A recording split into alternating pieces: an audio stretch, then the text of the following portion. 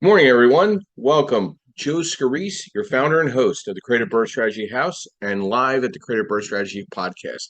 I want to thank everybody for coming in this morning. We'll get started here in just a couple of minutes. Another great subject to discuss.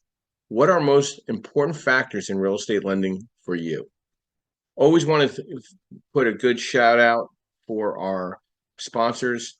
We have Lendmark Capital, which I am now the head of origination and lending. We are an asset-based lender nationwide in all 50 states, rental loans, fixed-to-rent loans, fixed-to-flip loans, new construction, multifamily, mixed use. Also, we have MB Capital, which is our unsecured business lines of credit group, providing unsecured business lines of credit in the name of the LLC for real estate professionals, B2B, different types of business opportunities. We have Abstract National, which is our national title company that provides insight and title services and strategy for real estate investors. Then we also have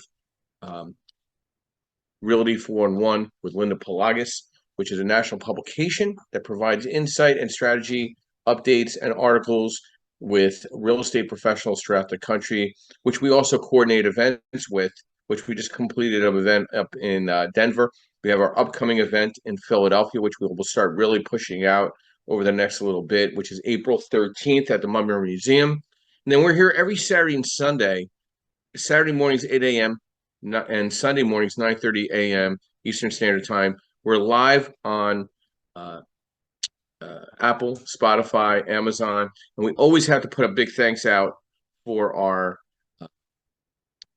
key sponsor. I always call him the Oz behind the drape, Mr. Yardell Perkins of Perkatech.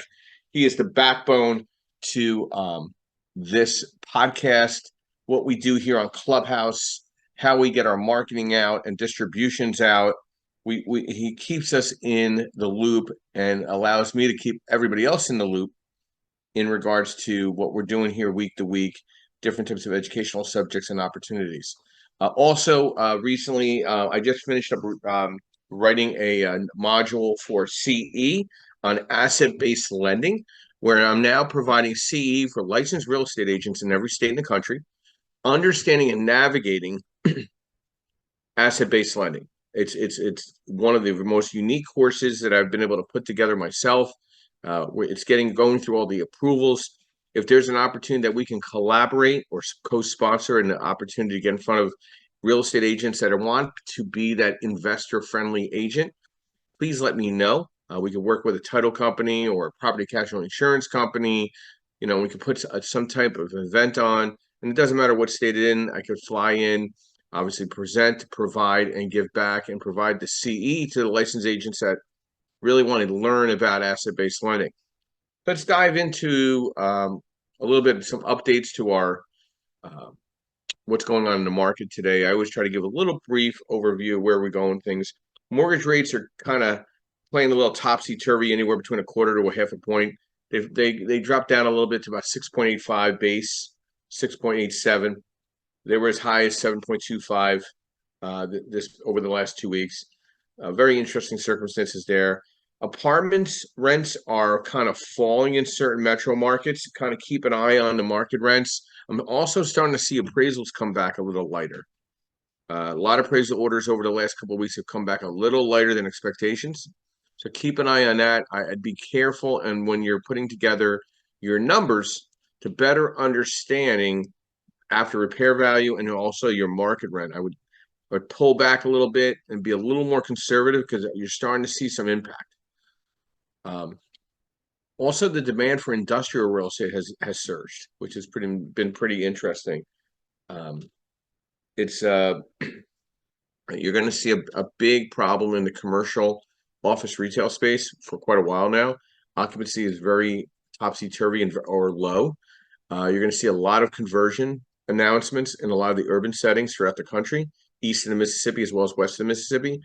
You're going to see warehousing, industrial, and more of the agricultural or rural areas prosper quite well. So keep in mind, some of those are some things that are out there right now that you want to keep your eye out. So The discussion this morning is what are the most important factors in real estate lending for you? And I put an article together on LinkedIn. I usually try to put an article or two to the subject at hand that we're discussing on that weekend. So if you want to follow me or connect with me on LinkedIn, please do so. I love staying connected with everybody. It's a great, it's another great way of staying connected via Clubhouse is LinkedIn. All my contact information is there. Anything that you need, insight, website work, so anything that you need to have a discussion about, whether it's lending, whether it's strategy, whether it's social media analytics, just reach out to me via LinkedIn or Instagram for that matter, and we can set up a strategy talk. So, there's some very important tips and strategies in real estate and lending, and knowing your financial situation is probably the number one option to look at. Understanding your own financial position thoroughly, knowing your credit score, debt to income, and how much you can afford to borrow. Know what your buying power is. I have too many conversations with investors that don't know what their credit score is. I'm like, how do you not know what your credit score is? How do you not have an Experian account to know what your credit score is? Also, researching lenders. There's so many layered lenders out there. There's brokers or broker bankers. There's traditional lenders that are claiming to be non-QM. Really do the homework to see who is the most non-layered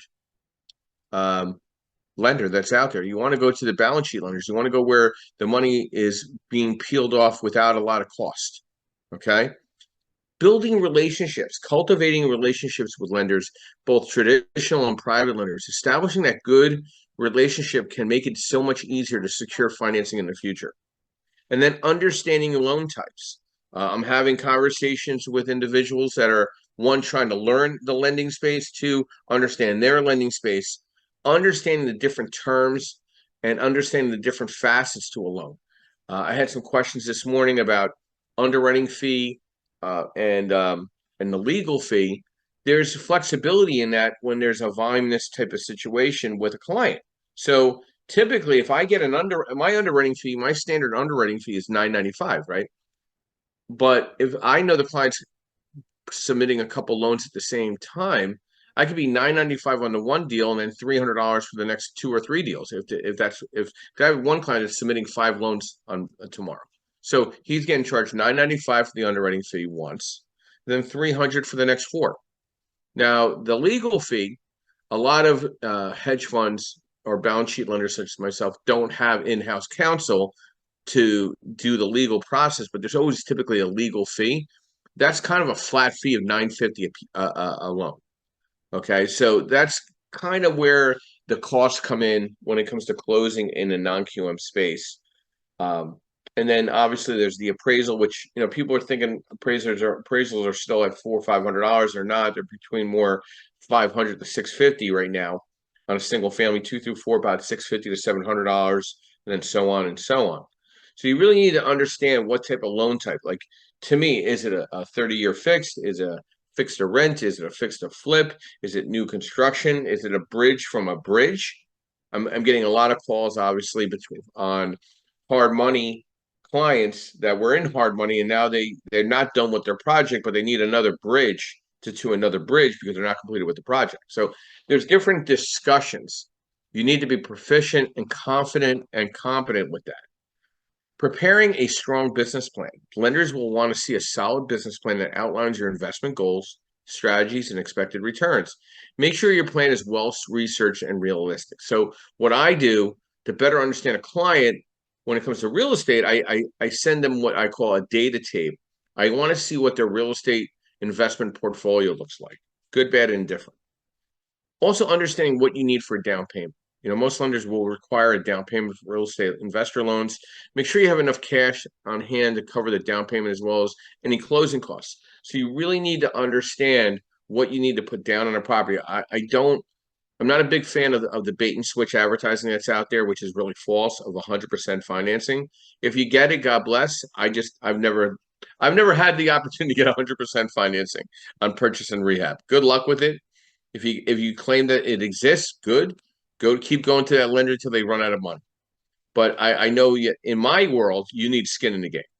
whether it's 10, 15, or 20% on the purchase on the rehab side, or 20 or 25% on the standard purchase side. You're going to need to have money into the deal. And that's why I refer a lot of my clients to get unsecured business lines of credit so they stay liquid and they stay very fluid in providing opportunities for themselves when it comes for down money. Understanding and considering understanding the property really intimately. You should know what the square footage is. You should know what type of renovations need to be done. What are the relevant renovations that are being done in the surrounding markets? Understanding your surrounding markets, mitigating the risk as well, being aware of the risk involved in real estate investing and taking the steps to mitigate. Are you going to self-manage? Are you going to hire a property management company? What's the deferred maintenance look like on a property like the one that you're looking at? Are you going Section 8 or are you going market rent? And how is that going to impact deferred maintenance and vacancy? Okay, so there's a lot of moving parts there that you need to keep in consideration. Understanding and building your credit, whether it's through your business, your LLC, and understand how to build that credit out to keep creating more lines of credit and opportunities through your business, trying to stay away from your personal credit. Stay informed. Keep yourself updated on changes in the real estate market and lending industry. This will help you make informed decisions and adapt your strategies as needed. And I always tell people, sign up and get that RSS feed from Mortgage News Daily. Understand what's going on in the market, whether it's the rate or articles. I'm typically posting 1 or 2 articles a day from Mortgage News Daily's DS News, Housing Wire. I want to stay in a know. Following some of these tips, you can increase your chances of securing really good financing on real estate investments and ultimately achieving your investment goals. Good morning, Joseph. Welcome. Brief overview, who you are, what you do, and thoughts to the discussion this morning. What are the most important factors in real estate lending for you? Good morning, Joe. As always, thank you for having me up here and talking, right? You're the guru when it comes to DSCR loans, and I always go to you. But, you mentioned private lending, and I've done some private lending as well. And as you pointed it out, it's all relationship based. You can't just give your money out to just anybody. And when someone's coming to me and looking for, whether it's, bridging the gap between their rehab, it was a little bit too much, right? I mean, I'm looking at their trustworthiness. I'm looking at the deal itself. I'm underwriting it just as well. And if they don't know the details that they're supposed to know, or even prepared with half of this stuff, and if you're in the middle of a project and you don't know it off the top of your head, there's a problem there. That means you're not really intimately involved in your project like you should be. And so that's a no-go. Again, I'm very protective of my money, and rightfully so. I mean, I'm not really interested in lending money privately. It's just while I'm waiting around for a deal, I might as well let it grow a little bit. But yeah, that's kind of how I go. It's all about how you present yourself, and I think that gives your lender some ease when you're able to give all your documents. I get all my documents to you within an hour or two if I ever needed to. So I don't understand why people can't or don't know intimately what they're doing. Well, Joe, let's talk about what we went over yesterday. We went over a condo scenario. What it took about 3 minutes to know, hey, listen, this is what asset-based lending's appetite's on. And it was more of a local credit union, local bank opportunity because they can give you better leverage, but you're going to get full documentation. It's in your personal name. I'm doing it in the LLC, so I'm going to take a little more conservative approach. But my rate was actually as relative or as good or better than the local banks. What was your thoughts on that? No, your rate's not far off. It's on point, right? Your rate is on point. It's not a.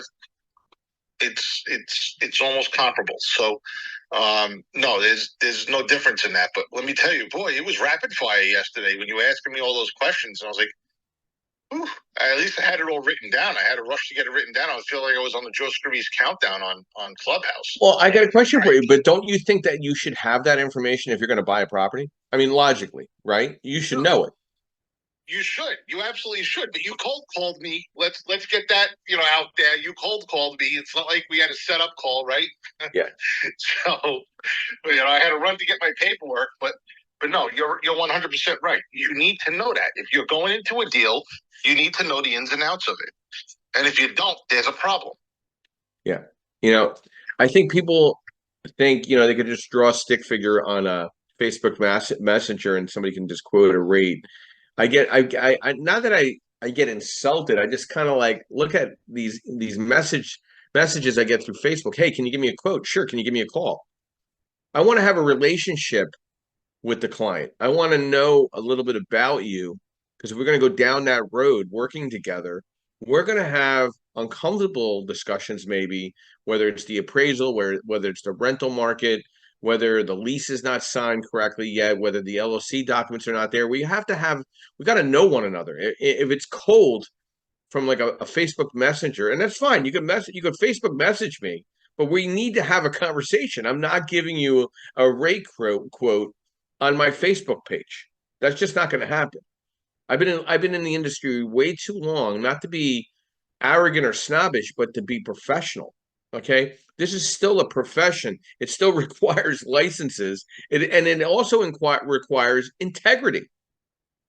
Most prospective real estate investors may hesitate to get into the game because they don't really understand the financing options that are available. There's more money than deals right now, where in 2008, there was more real estate than money. If you don't know how to finance a fix and flip or rental property, it's time to consider understanding your loan options or choices, understanding the 70% rule of ARV. You need to know that cold. Okay, that is the lender's backbone right now. 70% of the after repair value minus the repair cost is what I should be buying that property at. There's only three numbers I need to know when it's a fixed to rent or fixed to flip, or whether it's a hard money loan or a direct private lending loan. I need to know what the after repair value is. I want to know what the repair costs are, and when I want to know what I'm buying it at. If you don't know those three numbers, as a lender, how should I help you if you don't know those numbers? Like how would I be able to help you derive any type of pricing? Because the next question I'm going to ask, how many rehabs you have completed in the last 48 months? How many flips you have completed in the last 48 months with ownership? How many investment properties do you own? Hard money and direct private lending are no different. And then Joe brought up great, personal type of relationship with the lending, peer-to-peer lending. When you're lending to somebody that's a peer and you're kind of like, hey, listen, I'm sizing you up, but I got to make sure I'm getting my money back.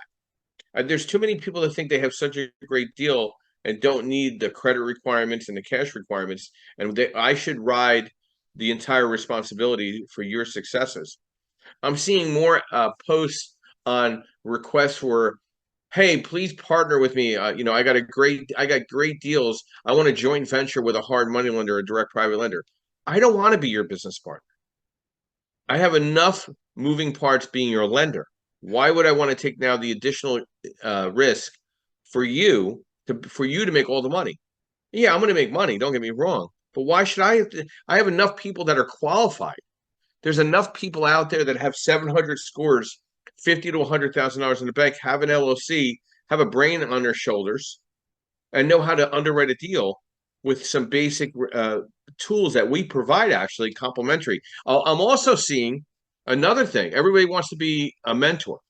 Everybody wants to teach about their work, their savviness.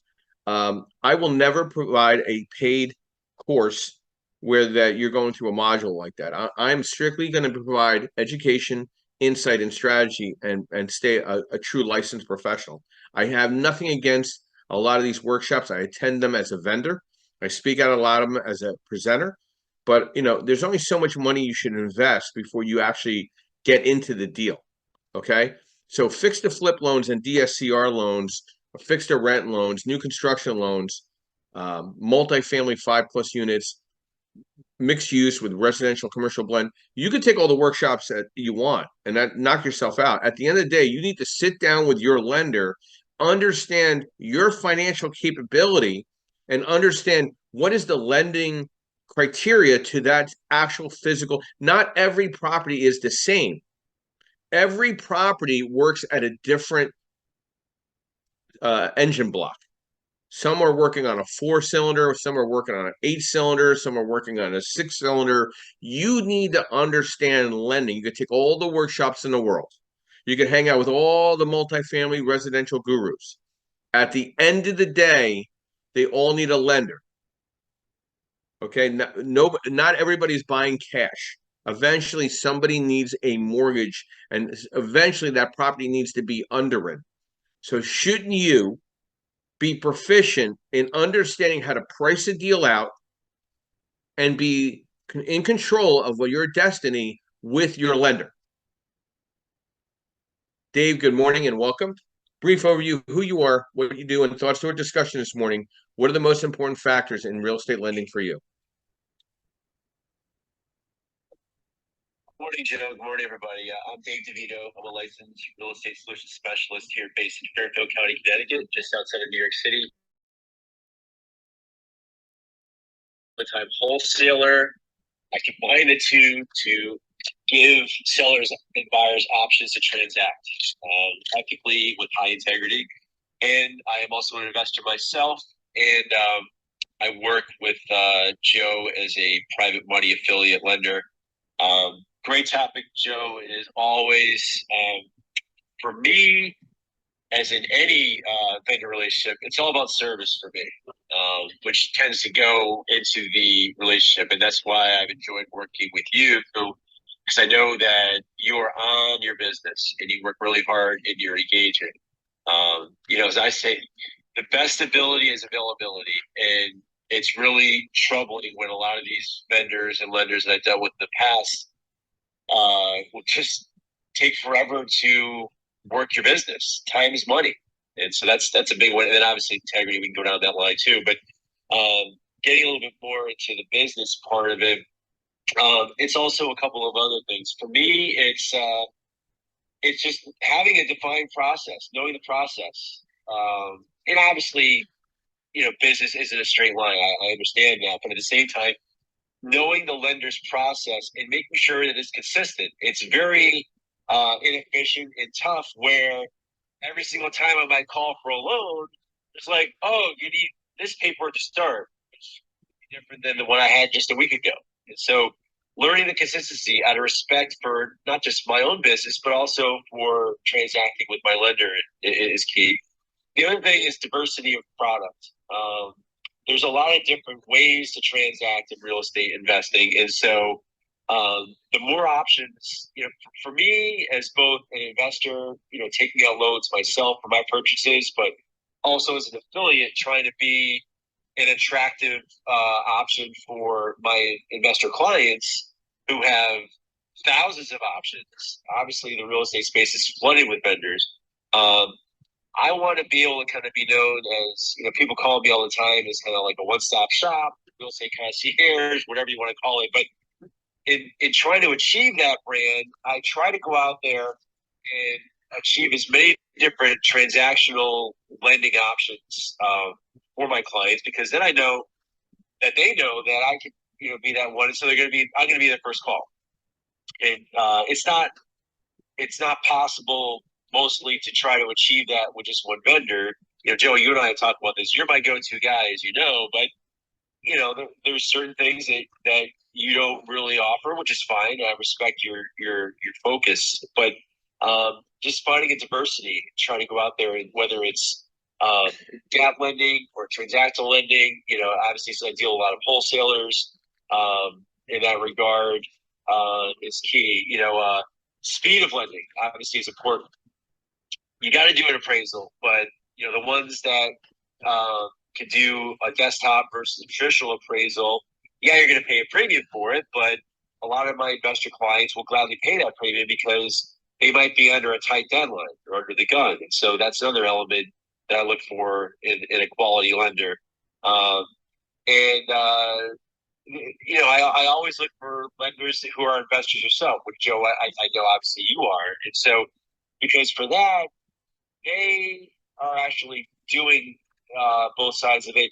And so they get the art of the transaction. There's the art and there's the science. Obviously, all the things that you talked about earlier, knowing your numbers, knowing all the key elements as an investor before you even call your lender is the investor's responsibility. But it's also good where you've got a lender who can kind of talk within the art. So it's not just all within a tunnel vision where they can't see the gray. That's a must in any business, is being able to kind of really navigate a transaction, working collaboratively and knowing where the give and take is. It's the investor's responsibility for proving credibility in a variety of factors, but it's also valuable when you've got a lender that's just not going to say, well, you didn't hit these 3 black and white things or 4 black and white things, so sorry, have a good day. And so that's the other element. So I think that's a good core. There's many more, but I'll let the rest of the room kind of chime in on this topic. But it's an important one. So thank you, Joe. Thanks, Dave. And yeah, I probably am very, I mean, like I know exactly what I do. Okay. And I know exactly what I shouldn't do, or I know what I don't do. So yeah, I know there's gap funding out there. And my form of gap funding is the unsecured business lines of credit. That's my one option. Okay. Because I'm busy enough underwriting refinance and purchase on 30-year money. I'm looking at fixed to rent all day, fixed to flip all day. I'm looking at new construction opportunities. I'm looking at multifamily opportunities, 5 through 25, and I'm looking at mixed use with a blend of residential to commercial. There's only so much time in the day to get through 15 to 20 to 30 calls a day and get loans submitted and go to networking events and do presentations and put articles out and do social media marketing, have conversations with Yordell on social media strategies, and then have strategy discussions with clients. It's time consuming. So I try to stay in the lanes that I when somebody calls me about something, I got a call yesterday from a licensed realtor. You're a hard money lender. Yeah, I'll do some hard money, of course. What do you got? Oh, I have a deli with standalone retail, single family, single unit. Okay, what's the appeal here? So you need money for a deli, somebody that owns a pizzeria, everything's cash business, and you want to buy another all cash business. So both places don't show anything on tax returns. That's not a sexy loan for me. That's like a waste of my time. I'm like, listen, I don't lend on that. Why? It's such a great deal. It's not a great deal. It's a great deal for you, but it's not a great deal for me. I just don't have an appetite for that. I have an appetite for a good deli with food. Of course, who wouldn't? But I don't have an appetite to hard money that. And they can close up shop the next day. And the only person that makes money on that is the realtor with the commission. So a lot of real estate agents are very confused of what hard money is and what it's for. That's not a deal for me. And that's something I'll never do. Why would I mean, you're in a very risky commercial economic market right now. Why would I put money out on a standalone deli where there's nothing? The deli goes away. It's just an empty storefront. To me, that's like the highest risk investment ever. Okay. And the reason why both those businesses are cash businesses because they should just be buying it cash for that matter. And if they don't have it, they shouldn't be buying it because now they're over leveraging themselves because lending is about leverage. Leverage is so important. Understanding DSCR and understanding the different costs or expenses that come into leverage. That's what I'm underwriting all day. You need to think about what is somebody going to think about from a leverage perspective, not about how much money you're going to make. I need to look at the risk of leverage, the risk of debt service coverage ratio, and the capability of that individual getting out or into a better loan, whether it's a bridge or long term. Okay, rates are what they are right in front of us. Are we going to see massive shifts in rates over the next 24 to 36 months? I don't really feel anything's going to change much within a half a point over the next 24 months. With whoever becomes president, whatever happens with the election, whatever happens with the economics, your rate's going to stay somewhere between 7% or higher or lower any given time over the next 24 to 36 months. You might see a shift when things settle out in about 36 months. Once we kind of see where we are economically, with some of the office retail impact and some of the other factors that are out there. But the idea that you're going to see rates at 4 and 5% are illogical, and that's just false knowledge in the market. You're not proficient in the market if you think that's really going to happen. And if you are, you're just living in the land of make believe. You need to understand lending markets and how they work, right? So people look at the unemployment numbers. That's something that was used back in the Depression era. That doesn't impact the economic impact to rate. I'd be more concerned about layoffs.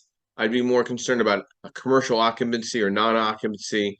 I'd be looking at bankruptcies Those are what are going to impact the market and the rate and how I'm going to look at what a deal looks like, especially if it's going to have some form of commercial impact to the property. So if it's going to be a 4 unit and there's going to be a storefront, what is that storefront going to be, right? Is it going to be one of the thousands of nail salons in the market? Or, what's it? Is it going to be a strong tenant with strong financials? Is it going to be owner occupied and you're going to run that storefront plus have the rental units covering your overhead? I want to understand that. What's your credit score like? Just because it's a great deal and your credit score is 540, it's not going to happen. It's just not going to happen. So you need to another thing a lot of investors need to understand is the structuring of your operating agreement. Are you 100% owner of the LLC? Are you 51%? If somebody has really bad credit, they need to be under 19% ownership of that corporate structure. Even if they're bringing all the money to the table, on that operating agreement, they're not majority owner. They shouldn't even be a guarantor. I'll give you a great example that happened this past week. I had somebody that had a 700 score and I had somebody with a 760 score. We restructured the operating agreement to the 760 score being the majority owner. Rates went down a full quarter point because the credit score was 760. So we went from 7.25, I think it was like 7.25 down to 7. That's extremely impactful over 8 properties. That was over 8 properties that were refinancing at 70% loan to value, a full quarter point. That has a massive impact on decision making, short and long term, for the client. Understanding credit score, understanding leverage, understanding debt service coverage ratio, understanding what an underwriter looks for and looks at, and what kind of worksheets you need to pencil your deals down. Understanding loan products. A lot of people, are accustomed to going to the traditional lender, and the ARM option is being provided, the 5 or 7-1 ARM. In the asset-based lending space, there's a 5, 7, or 10-1 ARM with a 30-year amortized on the back end. And it's an adjustable, not a balloon, where banks are typically a balloon and they're only a 25-year amortized environment. Also, asset-based lending offers a 10-year interest only with a 30-year amortized loan. I'm not a fan of any of that because, one, the ARM could really work against you in time, which you're seeing going on right now in the multifamily space. But the interest only, you're not paying any debt down. Now, there's a little loophole also, and then there's the 30-year fixed. There's a loophole here that we need to talk about. The prepayment penalty. Now, banks are typically standard what they offer in prepayment. In the asset-based lending space, you could have a 5-4-3-2-1, 4-3-2-1, 3-2-1, 2-1, 1 year, no prepayment. Your rate changes by 1/4 to 1/2 point on each prepayment change. Right there. But even if you took the 5-year prepay, which is the best rate available in the most options in asset-based lending, you are allowed to pay down the loan amount, just no more than 20% of the total loan amount. You could pay 5% of that loan amount down a year through the year and not impact or not escalate a prepayment penalty. It's not that you can't pay down the loan amount. You just can't pay the full loan amount off without a penalty the first 5 years or the 4 years or the 3 years or the 2 years or the 1 year. So you need to understand and have a deeper discussion with your lender, understanding the prepayment, because there's workarounds that are not in the gray. And I know I'll take a word from Dave. They're just they're in the documentation. It's not like I'm hiding anything. You just need to understand your loan. And you have to expect turbulence in the market. So you need to be more chameleon-like and understand, do I take a 3-2-1 prepay? Do I take a 5? Am I really going to refinance this property over the next 5 years? Am I going to be really happy with the rate that I have in front of me?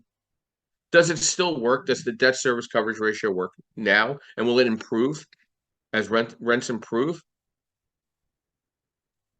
Having a discussion about your cost of your loan, understanding underwriting fees if it's multiple properties, understanding legal fee, understanding the appraisal fee, understanding escrow.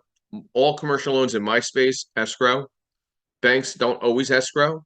We do. We're not a bank, we're a hedge fund. We're insurance money. So we can't hold it in a bank account. So understanding that, understanding what the cost of title will be, especially if there's a massive transfer tax, taking from your personal name to the LLC, but it's all about asset protection now. Timothy, good morning and welcome. brief overview, who you are, what you do, and thoughts to the discussion this morning. What are the most important factors in real estate lending for you? Timothy, going once? There you go. Sorry about that. Couldn't get off mute quick enough. Joseph, actually, everyone's been hitting those points, and to Dave's, what he was talking about earlier, and actually what Joe Martel, the other Joseph was speaking about, is have your numbers, know what they are. We all say that, do your due diligence, and also know what kind of products you're shopping for. Know what the investment that you're presenting to your lender as somebody as a part of your power team. And remember, that is one part of your power team, a very important part of your power team. Know what those are, know what they are that you're presenting to them. If you're going to a lender that you don't know or you've never networked with, they're all going to be, the same question. So again, if you don't know what you have, it's hard. It's really challenging for a lender to, take you up on that business deal, no matter what kind of relationship, whether you have a personal relationship with them or if it's first time. So I get it. And actually, I have some questions eventually about getting into the commercial space, but I haven't formulated that yet, and I will be contacting Joseph later. But Joseph and I have actually had these conversations before, to where he's asked me the very same questions, rapid fire, and I had those answers for him. I have it all documented. But when if you're going from a single property, it's a lot easier to it's easier to remember. But yes, have it documented.